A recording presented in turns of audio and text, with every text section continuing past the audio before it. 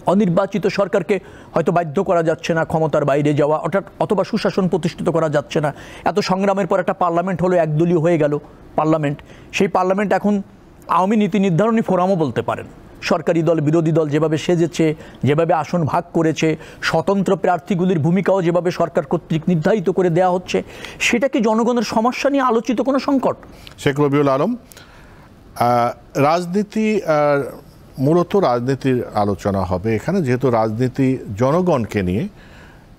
এখনকার যে রাজনীতি, যদি একটু রাজনীতির দিকে তাকাই, সেখানে সরকার এবং বিরোধী দল, জনগণের প্রতি সরকারের যেমন দায়বদ্ধতা আছে, বিরোধী দলের দায়বদ্ধতা আছে, কিন্তু জনগণের যে সংকট, তার নিত্যদিনের সংকট, দ্রব্যমূল্যের দাম বা ব্যবসা বাণিজ্য সব কিছু মিলে এই রাজনীতি, আপনি বিরোধী দলের একজন নেতা হিসাবে এই রাজনীতি জনগণের জন্য কি করতে পারছে?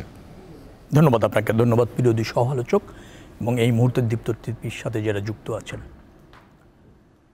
সংকট তো বহুমুখী সংকট বিরাজ করছে রাষ্ট্রে।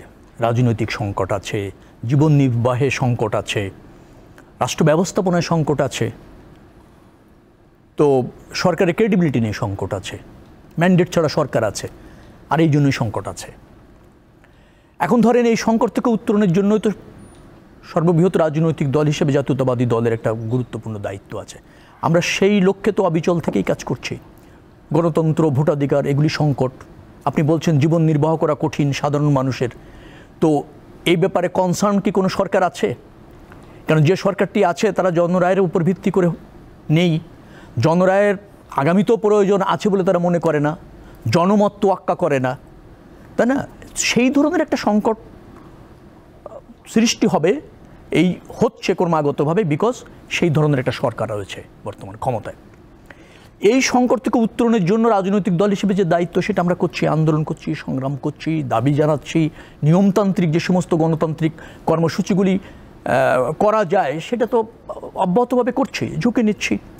আমরা রণভঙ্গ দিচ্ছি না, কৌশল নিচ্ছি, শানিত হচ্ছি, দমনপীড়নের শিকার হচ্ছি, নিধনের শিকার হচ্ছি, আমাদের নেতাকর্মীরা জীবন দিচ্ছে।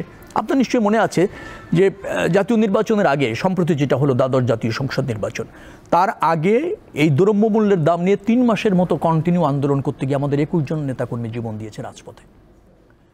তো জনস্বার্থেই তো কাজ করছি রাজনৈতিক দল হিসেবে, তো সেই জায়গায় জনগণ প্রাধান্য পাচ্ছে। এখন বলতে পারেন যে একটা অনির্বাচিত সরকারকে হয়তো বাধ্য করা যাচ্ছে না ক্ষমতার বাইরে যাওয়া, অথবা সুশাসন প্রতিষ্ঠিত করা যাচ্ছে না। এত সংগ্রামের পর একটা পার্লামেন্ট হলো, একদলীয় হয়ে গেল পার্লামেন্ট। সেই পার্লামেন্ট এখন আওয়ামী নীতি নির্ধারণী ফোরামও বলতে পারেন। সরকারি দল বিরোধী দল যেভাবে সেজেছে, যেভাবে আসন ভাগ করেছে, স্বতন্ত্র প্রার্থীগুলির ভূমিকাও যেভাবে সরকার কর্তৃক নির্ধারিত করে দেওয়া হচ্ছে, সেটা কি জনগণের সমস্যা নিয়ে আলোচিত কোনো সংকট?